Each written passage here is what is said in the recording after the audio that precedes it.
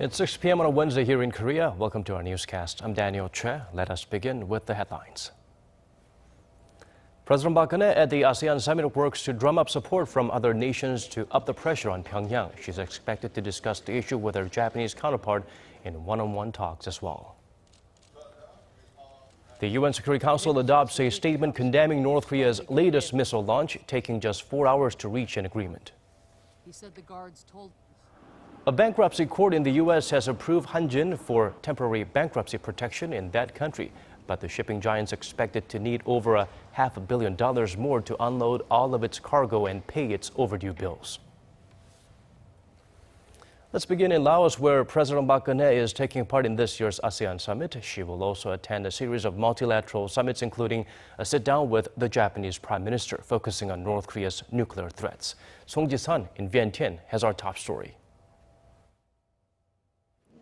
On the final day of 2015, ASEAN member nations officially launched the ASEAN community in a bid to strengthen synergy and collaboration in the region. At this year's meeting, South Korea will seek to revive cooperation with the massive economic bloc, a region with a combined GDP of $2.5 trillion and home to 630 million people. At the ASEAN summit, Seoul will seek to reinforce cooperation with the ASEAN community. And at the ASEAN +3 summit, the 10 ASEAN member countries, plus the leaders of South Korea, Japan and China, will review their achievements over the past year and discuss future cooperation. President Park will also use the chance to win greater support from the international community to press North Korea for its nuclear and missile provocations. After a summit on Tuesday with U.S. President Barack Obama, where the two leaders vowed to counter North Korean threats with all possible measures, President Park will now discuss the North Korean issue with her Japanese counterpart, Shinzo Abe. At their second bilateral summit this year, President Park and Prime Minister Abe will center their focus on the North Korean nuclear issue and ways to develop bilateral relations and cooperation. Following talks with Abe, President Park will have completed a series of bilateral talks with Russia, China, the U.S. and Japan. The leaders will all gather at the East Asia Summit on Thursday to further discuss regional security. Song Ji-sun, Arirang News, Vientiane. The UN Security Council has spoken with one voice, strongly condemning North Korea's recent ballistic missile launches. The Council says the launches were a grave violation of the nation's international obligations and vowed further action if threats continue. For details, let's turn to Kwon So-hwa. The members of the Security Council strongly condemned the ballistic missile launches conducted by the Democratic People's Republic of Korea on 5 September 2016.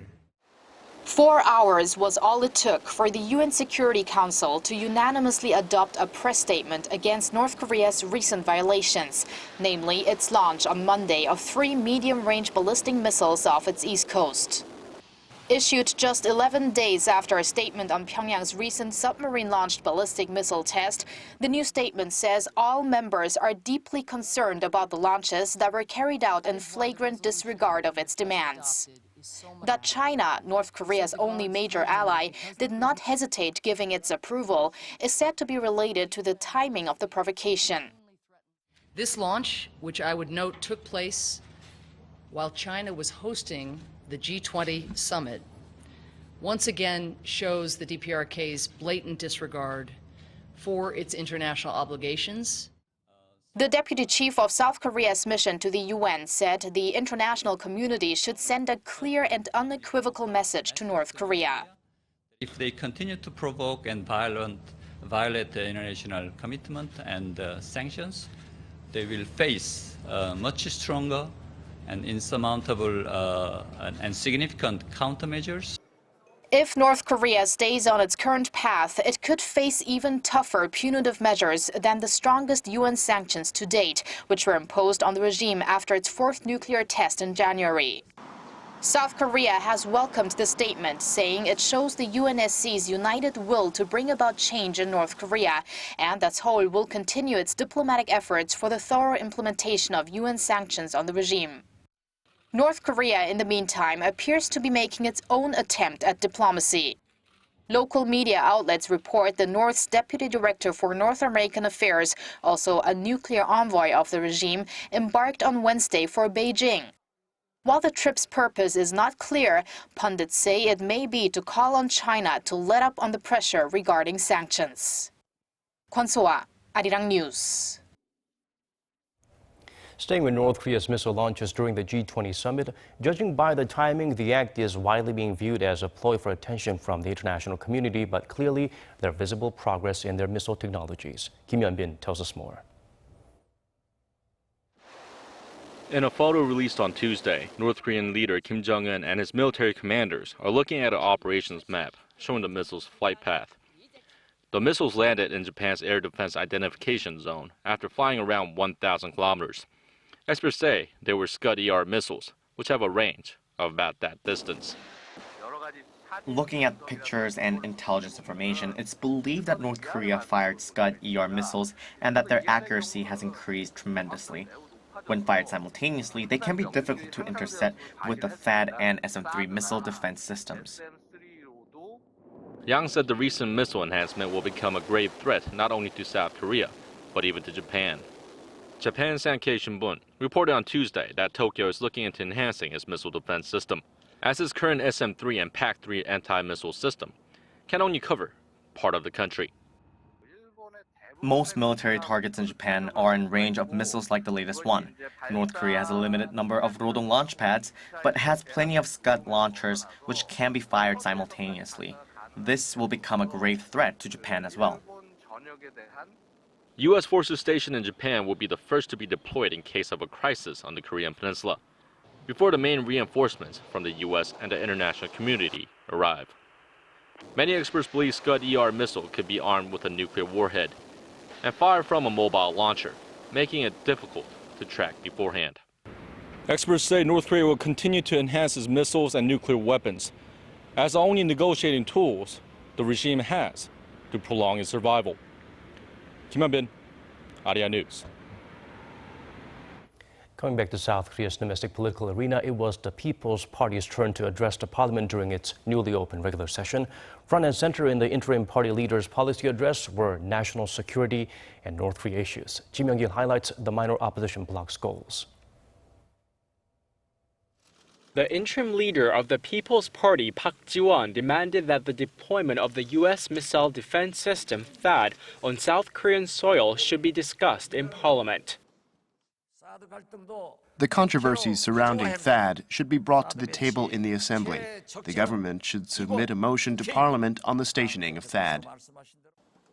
The ruling Saenuri Party has been saying THAAD is a vital tool in countering North Korea's missile and nuclear threats. But the opposition parties have said THAAD would not only be ineffective for national defense, it would hurt relations with China and Russia. The People's Party interim leader also urged President Park Geun-hye to listen more to the opposition parties on the THAAD issue. As for North Korean issues, interim chief Park suggested resuming food aid to North Korea, which he argued would also help South Korea. I propose sending rice and Jeju tangerines to North Korea. We'll be able to help alleviate the food shortages in the north while improving inter-Korean relations. It could help South Korean farmers, too. Continued big harvests in South Korea have resulted in falling prices for rice, causing difficulties for farmers. Park argued that South Korea could cut down the surplus by giving away some of the rice, while at the same time encouraging a more peaceful mood on the peninsula. The interim leader also proposed that the Assembly set up a special committee on judicial reform to discuss ways to reform the prosecution after a series of corruption scandals involving former and sitting high-ranking prosecutors and judges. Ji Myung-gil, Arirang News. The National Assembly's House Steering Committee has decided to call in a total of 72 witnesses in its annual audit of government agencies, including a top presidential aide involved in multiple corruption scandals. It's an open question whether the Senior Secretary for Civil Affairs, Woo Byung-woo, will show up or not, as previous practice tolerated the absence of presidential aides. The political parties are split on the issue. The ruling Saenuri wants Woo to skip the audit as it's under investigation. The opposition urged him to show up and explain some of the corruption allegations. The scandals involving Secretary Woo include allegedly providing secret legal counsel for jailed businessmen and asking an online gaming company to buy real estate owned by his in-laws. The parliamentary audit is set to get underway on October 21st. South Korea's prosecutors have formed a special team to investigate one of their own who is accused of taking bribes. Park Ji-won has more on the nation's efforts to eradicate corruption. The nation's prosecutors have launched a special inspection team to look into allegations that a chief prosecutor accepted money and lavish entertainment in return for influence. The Supreme Prosecutor's Office said Wednesday that it formed a special inspection team consisting of 4 prosecutors and 10 investigation officers to swiftly get to the bottom of the case. The team will be led by An Byung-ik, an inspection expert and senior prosecutor at the Seoul High Prosecutor's Office.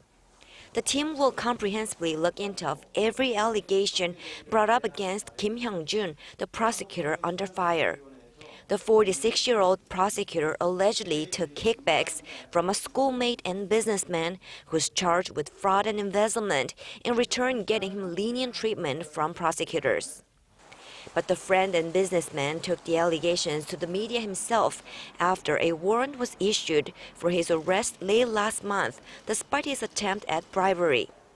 The businessman claimed he had long paid for Kim's entertainment and was never repaid some $14,000 he lent to the prosecutor early this year, which he said was used for the prosecutor's extramarital mistress. The Ministry of Justice has suspended the prosecutor in question from his duties for 2 months for a fairer investigation. Park Ji-won, Arirang News. According to the United States has granted interim bankruptcy protection for Hanjin. Back in Seoul, officials scrambled to contain the potential spillover from the company's plight. Kim Jong-soo gets us up to speed on the shipping giant's predicament. The U.S. Bankruptcy Court in Newark, New Jersey has authorized temporary protection for Hanjin just 4 days after the shipping giant filed its application. The move will prevent U.S. creditors from taking legal action against Hanjin ships and other assets, while the company undergoes restructuring in Korea. But this does not mean Hanjin containers will reach their destinations anytime soon, as major ports and truckers have refused to unload and transport cargo from the troubled shipper, fearing they will not be able to secure payments. As a result, over 80 Hanjin ships worldwide carrying 500,000 containers are currently stranded at sea, leaving hundreds of American retailers nearly empty-handed ahead of the fast-approaching holiday season. To receive a final order on bankruptcy protection, Hanjin representatives will have to return to court on Friday.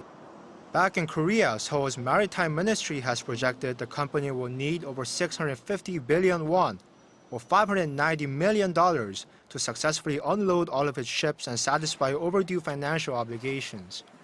The country's finance minister, Yoo Il-ho, in a meeting this afternoon, discussed the government's role in minimizing losses in the maritime industry and economy as a whole caused by Hanjin's demise.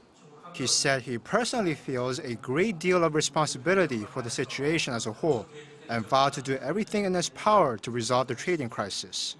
Under current plans, the Trade Ministry and related agencies will focus on finding alternative service providers for companies that had originally planned to use Hanjin, as well as add more ships to speed up the transportation of goods. Kim Jong-soo, Arirang News. Now for some tech news, LG is set to introduce its new premium smartphone, looked to as a beacon of hope for its struggling handset sector. Unveiled in Seoul and San Francisco, the V20 is the first smartphone to run on Google's latest Android mobile operating system. called Nougat and adopt Google's new search app in-apps. It's also featuring dual-lens rear cameras and high-end audio functions. LG sales numbers were disappointing to say the least, with its G5 smartphone receiving lukewarm response earlier this year. Korea's #2 electronics firm posted its 5th consecutive quarterly operating loss in the second quarter. They're hoping to see a turnaround later this month when the V20 hits stores. Parts of Korea's metropolitan area, including the capital Seoul and the surrounding Gyeonggi-do province, saw high levels of fine and ultra-fine dust today. Although the levels came back to normal throughout the day, environment experts forecast this pattern to continue for a few days. Lee Ji-won reports. Temperatures drop to the dew point Tuesday night in Korea as cooler weather starts to settle in. But on the downside, parts of the nation saw high levels of potentially harmful fine dust in the air. Wednesday morning, Seoul and the surrounding Gyeonggi-do province saw fine dust levels over 80 micrograms per cubic meter, and the extremely unhealthy ultra-fine dust around 50 micrograms, twice the usual amount. On its 5-tier air quality rating system, the Environment Ministry said that the western port city of Incheon saw very bad levels of fine dust, while Seoul and Gyeonggi-do province saw bad levels, the first time the capitals reached that level in 3 months. More dust than usual has blown over from China, which has seen dry conditions prevailing. Although the levels of fine and ultra-fine dust in Korea returned to normal during the course of Wednesday, the Environment Ministry expects this pattern to continue for the next few days. Because of the stable air, fine dust from outside of the country lingers in the morning. As the day progresses, some is blown away and dispersed, lowering the dust levels we measure. These fine and ultrafine particles can penetrate deeply into the lungs and the bloodstream, contributing to respiratory diseases and even heart disease and stroke. Experts advise people to wear dust masks and refrain from going out if possible. Lee Ji-won, Arirang News.